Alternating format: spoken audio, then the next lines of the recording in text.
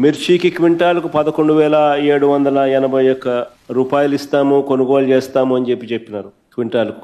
ఆశ్చర్యం కలిగించే విషయం ఏంటంటే ₹1 ఇవ్వాల. పొగాకు కొనుగోలు చేస్తామన్నారు. పొగాకు కొనుగోలుకు కూడా ఎక్కడ కూడా చేసిన పుణ్యం కట్టుకోలేదు. మామిడికి ₹12 కొనుగోలు చేస్తామన్నారు కిలోకు. ఒక రైతుకు మంచి చేయలేదు.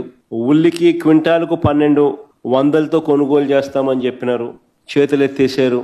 తర్వాత హెక్టార్కు 50,000 ఇస్తామన్నారు, అది ఇచ్చిన పుణ్యం కూడా వీళ్ళు కట్టుకోలేదు ఎప్పుడు. సో అన్ని రకాల కూడా ఈ క్రాప్ అన్నది నీరుగార్చేశారు.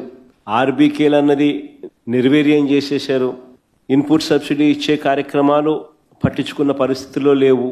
ఉచిత పంటల బీమా ఎత్తేసినారు. ఏ పంటకు కూడా గిట్టుబాటు ధరలు రాని పరిస్థితిలో రైతు తీవ్రంగా ఈ 16 నెలలు 17 నెలలు చంద్రబాబు నాయుడు గారి పాలనలో నష్టపోయిన పరిస్థితులు మనం చూస్తూ ఉన్నాం. ఇవన్నీ మ్యాన్ మేడ్ కెలామిటీస్. నిజంగా ఉచిత పంటల బీమా చూస్తే మన హయాంలో అప్పట్లో దాదాపుగా గమనించినట్టయితే మన హయాంలో 7,800 కోట్ల రూపాయలు ఉచిత పంటల బీమా కింద మనమే ప్రభుత్వం తరపునే మనమే రైతులు రూపాయి కట్టాల్సిన పని లేకుండా మనమే ప్రతి ఎకరాకు ఈ క్రాప్ చేసి 54,55,000 మంది రైతులకు తోడుగా నిలబడుతూ దాదాపుగా 7,802 కోట్ల రూపాయలు మనం ఖర్చు చేసి మనం రైతులకు ఇన్సూరెన్స్ సొమ్ము ఇప్పించగలిగాం.